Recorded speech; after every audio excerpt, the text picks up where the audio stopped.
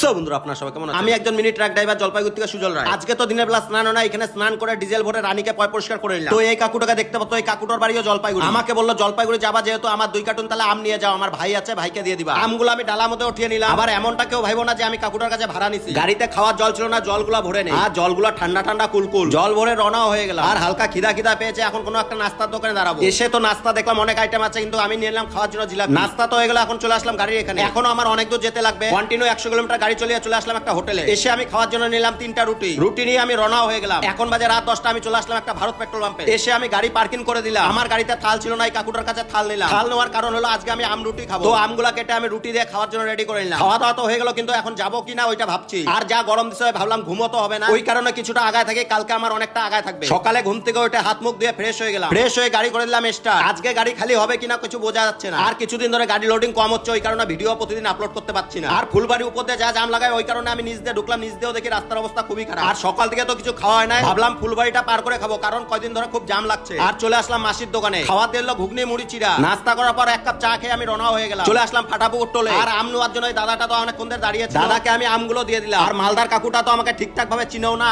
ভাবতেছিল মনে হয় আমগুলো পাবে কিনা। আমগুলো দিয়ে আমি চলে আসলাম আমাদের কোম্পানিতে। এসে তো গাড়ি পার্কিং করে আমি বাড়ি যাওয়ার জন্য রেডি হলাম, কিন্তু যেতে পারলাম না, কারণ হলো গাড়ি আমার খালি হবে। আমি অফিস থেকে লোডিং এর বেল্টি নিয়ে যাওয়ার জন্য রেডি হয়ে গেলাম। যেহেতু শুনলাম গাড়ি খালি হবে, শুনে তো ভীষণ খুশি হলাম। তো চলে আসলাম কোম্পানিতে বেল্টিটা আগে জমা করি। আজকের মতো এতটুকু, নেক্সট ভিডিওতে আপনাদের সাথে দেখা হচ্ছে।